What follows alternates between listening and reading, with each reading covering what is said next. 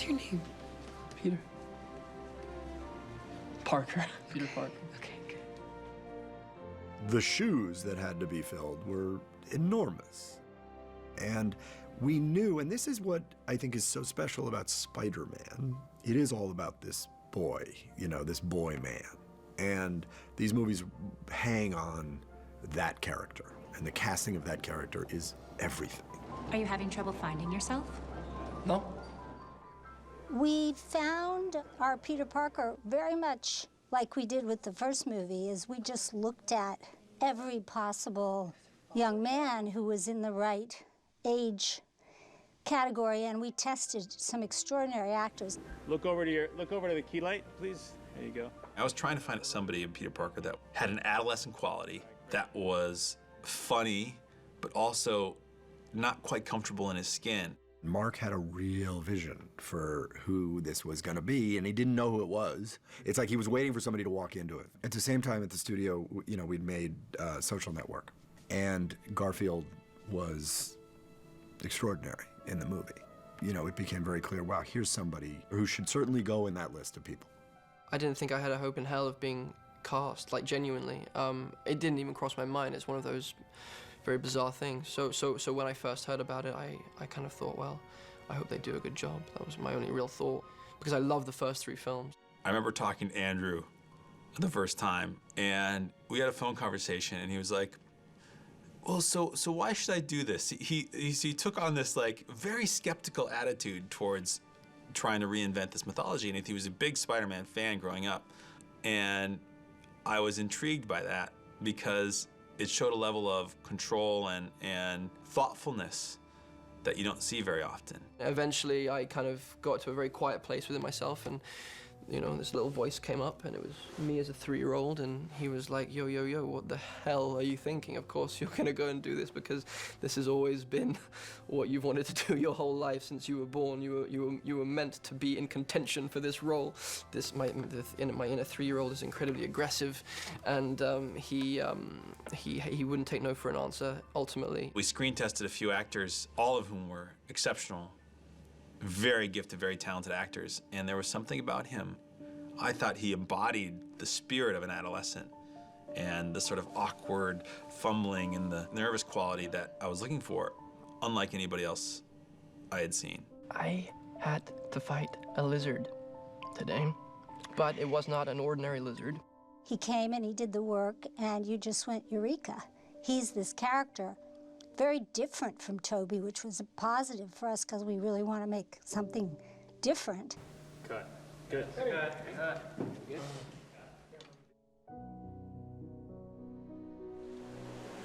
That changing like the snake, I might be free to cast off flesh wherein I dwell confined. If Peter Parker is everything in these movies, then there's the villain. Because the villains in these movies are not simply one-dimensional, but they're tragic and brilliant and all that, it has to be somebody with an incredible range. The trick with finding Kirk Connors was if there's a few things. First, had to feel like a father figure in some way to Peter. He has to have the sophistication of a brilliant scientist, but he also has to have the maniacal side that is unleashed as the lizard. And action. We auditioned a lot of people for Kirk Connors, and then Reese came in, and after his audition, he left the room. We were like, that's our guy. I met with Mark and the producers several months ago. I flew in to read, and I kind of got it then, who this guy was. You know, he's not a villain as such. You know, he's just a guy who wants his arm back. But Connors does feel kind of cheated by God. You know, and he's looking for answers in science. Reese, as the lizard, you know what, he came in for audition, and at least for me, for the first time in my life, I got off the couch, I got on my knees, I was walking closer and closer to get inside what he was doing. And he actually went through a trance. Took him like 10 minutes to stop shaking and so on, and you'll see this scene in a movie.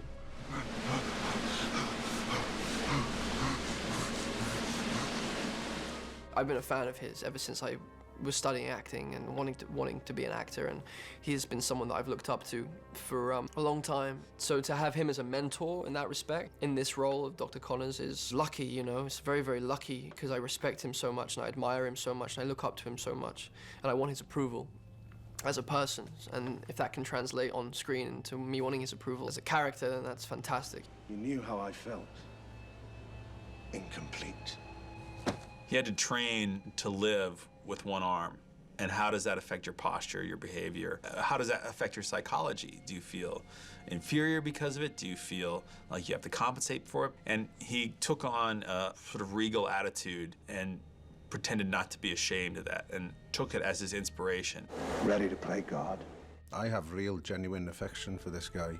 I'm not portraying a villain in any sense. It's a man with real, genuine needs and anxieties. There's a real pain and pathos to Connors. Are you all right? Never been better, Peter, never been better. I'm afraid I'm going to have to ask you to leave. I have a new project I'm working on and I need to be alone. Don't worry, Mr. Parker. I'll be back. Is he here? Or... Hey, director man. Just moving the chairs. Moving them chairs. Like director does. Yeah, you know. Probably one of the greatest things happened to us in this movie is to get Emma Stone. Her banter with Andrew is unbelievable.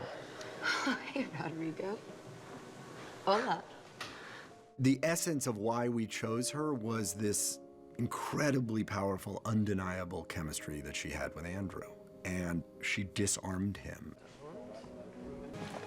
Gwen Stacy in the comics was Peter's first love, and she's somebody who is as smart as Peter is. He's second in his class. Oh. Second? Yeah. You sure about that? I'm pretty sure. We got a lot of crap because Emma has been known to have red hair, and everybody thought that should be Mary Jane. But when people saw her and see her as a blonde, she's magnificent. I can't think of Gwen Stacy in any other way. Action! Hey! Dad, this is Spider-Man. Get in the car, let's go. Come on. No, Get it in can the stop car. the lizard. Get in the it car. Can stop. Let's go. You don't understand, Yes, Dad. I do. Your boyfriend is a man of many masks. All right? Let me have this. Me. Well, now we're never gonna stop the lizard. I think we were all Dennis Leary fans. You know, I've known him for years, and once we had Emma, he felt like just a really great choice. He's the guy who we cast most against type. Like Dennis, you think of Dennis Leary from Rescue Me or from any of his other movies, and he's this sort of offhanded, very callous, irreverent guy. But Captain Stacy believes in law and order. And, you know, he's had a history of portraying a firefighter, and I think he has a real understanding and respect for men in uniform, and he really brought that to the table. I'm issuing an arrest warrant for the masked vigilante known as Spider-Man. I got assumed when Mark was talking to me, I was thinking, well, you know, he's seen Rescue Me. He knows I'm a multiple Emmy nominee. I'm a great dramatic actor. Blah, blubbity, blah. And my friend says, oh my God, I knew he was going to cast you. And I said, yeah, because, you know, I'm such a great actor. And he goes, well, maybe, but, you know, you look just like Captain Stacy. And I go, what? And he sends me the picture, and I literally, it's one frame from a comic book, and it's Captain Stacy, and I went, oh my God, he looks just like me. So it actually had nothing to do with my acting ability. It was all about the fact that, you know, I look like the guy. And Defoe had already been in a couple of the movies, so they couldn't cast him. They had to stick with me. I love Dennis, and I wish that I got to work with him more. I feel like I just wish there was more and more of that relationship. I have cramps. Oh. I feel kind of pukey and just sort of, I don't know, like emotional, like I keep crying. Good. It's brutal. To have a father that's the police chief and how complicated that is to be with the biggest villain in New York City and have your father be so against him is just, you know, that's a huge conflict. He is transformed into a lizard. You know that Dr. Connors recently completed a college recommendation for Gwen? It was beautiful. When I read it, I cried, okay? We have an antagonistic relationship, and it's been fun, actually. Like, such great fun to attempt to keep up with him and his wit and his intelligence and his quickness, and to fight for the hand of his daughter is a terrifying prospect, but one that Peter has to get through and has to win. Hey, only Mark. Where do you go? Who does this to you? Please go to sleep, Aunt May. Please tell me. Aunt May, please, please, please go to sleep. I can't sleep. Don't you understand? I can't sleep. I wanted to make the relationship between Aunt May and Peter have some tension and have the audience understand both their points of view, but when you put the camera on Sally Field, you're putting the camera on the American mom, and it's a pretty intense thing. It's a pretty wonderful, sweet, powerful thing. It's certainly a much more complex Spider-Man family than ever before. And there's the whole Spider-Man aspect of the special effects and the stunts. And then there's the family part of it. And the family part of it is really about a young coming-of-age kid trying to find himself and driving his aunt and uncle crazy. And that's kind of a universal theme in life. You know, you drive your parents crazy because you don't know who you are and that you feel like they're in your way. And that's what we were doing on our side, the family side. We've had wonderful talks, and she's given me wonderful advice and wonderful support, and she's dedicated and committed, and she cares so deeply about what she does, and she has so much to give, and she gives it freely. Once we cast Sally, then we started to think about Martin Sheen, who brings a lot of the same values. And together, they created what Aunt May and Uncle Ben really would be today. Remember when we were stupid and dangerous? No. Trust me, we were. Martin Sheen is an iconic presence, much like Sally Field. And he's everybody's Uncle Ben, and everybody sort of knows and feels that affection towards him, which was a really important thing. Action. So that when you lose him, you sense that loss. And bang! You feel torn. And that is really the epitome of Uncle Ben. And I think there's very few people who can embody it as well as he can. Did you humiliate that boy? Yeah, I did. Oh, you did? I did. He deserved it. Is he the boy that hit you? Yeah.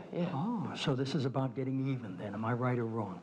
I liked the fact that he had a kind of a moral influence or ethical influence on the lad, you know, and that in a way, Uncle Ben is his hero and is the motivating factor for a lot of the good things he does. It's been a surreal experience to work with him, and to have this kind of relationship that Peter has with him is a wonderful, enriching thing. Well, you know, I've never been in this big a production. Not many people have, you know. This is enormous. What a beautiful bunch. Look at this. I just don't know how to respond to such a thing, but I'm happy as Larry to be a part of it, and I'll go wherever it takes us. And the only regret I have is that I obviously can't be in the next one, unless it's a prequel. Ladies and gentlemen, Martin Sheen,